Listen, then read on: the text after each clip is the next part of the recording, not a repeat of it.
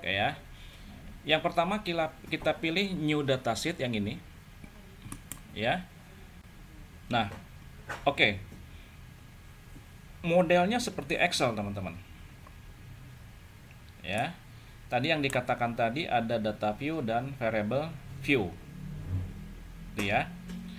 Nah, sekarang setelah ini apa yang dilakukan? Kita harus membuat dulu struktur daripada datanya.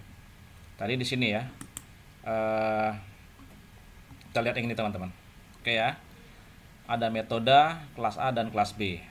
Oke, kita lihat. Di sini kita isi. Perhatikan jangan data view tapi pada variable view, teman-teman. Di sini klik ini. Nah, nanti ada name, type, width, decimal, label, value, missing, dan seterusnya. Maka kita isi nama. Name-nya apa? Metode, gitu ya. Tipenya numerik biaskan, width-nya 8, desimalnya kita ganti ke 0. Oke. Lalu labelnya kita buat apa? Metode, misalnya gitu kan. Nah, setelah label, value-nya biarkan value-nya none, lalu missing-nya none. Oh, sorry, none. Teman-teman, value-nya kita isi, ya. Value-nya kita isi, kita klik di sini. Klik tombol elipsis ini. Nah, kita buat yang kelompok tadi. Ya, ini. Value 1, cara 1, value 2, cara 2. Oke. Nah, value 1 kita buat pengelompokan angka 1 untuk 1. Lalu apa sini? Cara 1. Ya, lalu klik tombol add. Lalu di sini 2. Ini cara 2. Ya, tadi metodenya ada cara 1, cara 2 ya. Lalu di add. Nah, karena caranya cuman metodenya hanya 2 cara, maka kita buat lalu di OK saja, diklik di OK sini. Nah, nanti seperti ini, teman-teman nih. Value-nya lagi ada, isi nilainya ada ya. Cara 1 dan cara 2. Oke, measure-nya kita isi dengan nominal. Nah, itu ya. Karena independennya dia ya. Lalu yang name kedua. Ini adalah kelas A. Nah, ini yang saya katakan di name tidak boleh ada spasi dalam pembuatan namanya. Lalu kita klik di tipe, width-nya sudah, desimalnya kita buat 0. Lalu labelnya saya buat kelas A. Di sini boleh pakai spasi. Ya. Value-nya none, missing-nya none. Lalu di sini measure-nya kita isi dengan yang scale. Ya. Metode sudah kelas A, sekarang dependent yang kedua. Di sini kita isi kelas B. Lalu numerik ya, ini kita rubah jadi 0. Lalu labelnya adalah kelas B. Ya, sesuaikan dengan kebutuhan. Oke, nah di sini measure-nya kita kasih scale juga. Nah, sudah. Oke, teman-teman, setelah ini apa? Ya. Baru kita pilih data view. Jadi dikatakan apa di sini? Ya, sudah diisi ini. Kita masuk ke seperti ini ya, hasil pengaturannya ya. Nah, ini, ya ini saya ambil tangkapan layarnya. Lalu berikutnya kita isi datanya, teman-teman. Sekarang klik data view di sini kiri bawah.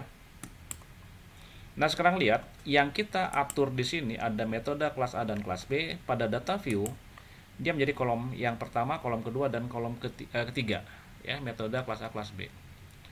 Maka sekarang kita kopikan saja, kita ambil dari Excel-nya ya, ini nah ini teman-teman ya, ini kan tadi supaya saya gampang di screenshot ya, jadi saya pendekkan jadi dibuat bagi 2. Kalau nanti kalian kerjakan yang ini, teman-teman ya, line block yang ini hanya angkanya saja. Ini di IL sudah ada ya, latihan sheet latihan, sheet 3, sheet 4, dan data pertemuan 10. Lalu di copy, biasa Ctrl C, lalu masuk ke SPSS ya. Lalu di paste saja di sini, Ctrl V. Nah, ini ya. Ini sekarang bukan Excel lagi, ini sudah masuk ke data. Kalau di ini jadi modelnya bukan Excel lagi teman-teman, tapi SAF ya. Metode 1 sampai dengan 2 ya, ada 40 data. Lalu kelas A, kelas B. Oke, dengan angkanya seperti ini. Setelah ini apa yang harus kita lakukan? Pada posisi data view, kita pilih menu-menu yang tadi teman-teman, yang ini ya, kita akan coba. Kita mulai sini ya. Nah ini, pilih menu analyze dan semuanya akan saya praktekkan. Sekarang pilih menu analyze, nah gitu.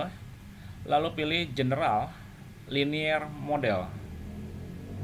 Lalu pilih multivariate. Oke ya. Nah dikatakan tadi, pindahkan variabel metode itu ke faktor yang tetap. Oke, kita pilih ini, sudah terblok sekarang metode ini. Lalu pindahkan ke fix factor. Klik ini ya. Nah, ini. Lalu sekarang kelas A dan kelas B yang independennya kita masukkan ke ke dependent list. Ya. Sini. Sini. Teman-teman, kalau misalnya pindah sekaligus bisa juga ya. Nah, ini caranya diblok aja pakai shift dengan ini, lalu pindahkan ke dependent listnya. Dependent variable. Oke. Nah, setelah ini sudah pindah semua si variabel itu ke dependent sama ke fixed factor, maka kita pilih yang tadi di PowerPoint, kita yang pertama harus pilih yang option dulu. Klik option. Nah, akan muncul seperti ini. Ini biarkan saja ya teman-teman ya. Nah, baru kita pilih display-nya, itu kita centang yang descriptive statistik. Lalu kita pilih lagi homogeneity, yang ini. Tes homogenitas ya, tes homogen. Lalu setelah lagi adalah estimate. Nah, estimasi ya. 3 ini saja. Descriptive, estimate, sama homogeneity test. Lalu signifikannya levelnya 0,5. Ya, karena memang tidak disebutkan maka dianggap sebuah nilai alfanya adalah 0,5. Di mana berarti confidence-nya ya, tingkat kepercayaannya 95%. Ini sudah kita bahas ya di awal ya. Setelah itu apa? Kita klik continue. Oke. Setelah option, apa kita pilih? Kita pilih yang kontras di sini.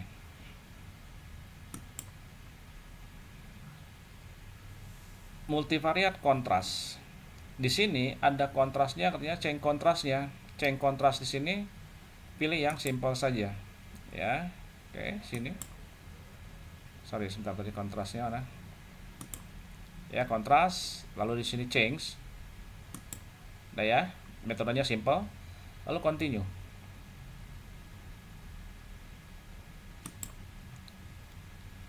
Nah, sudah. Setelah kontras apalagi? Baru kita pilih yang plot. Tombol plot. Nah, yang dikatakan tadi bahwa apa? Faktor metode itu masukkan ke horizontal axis, ke sumbu horizontal. Kita klik aja yang ini, panah ke arah kanan, klik. Sudah kan?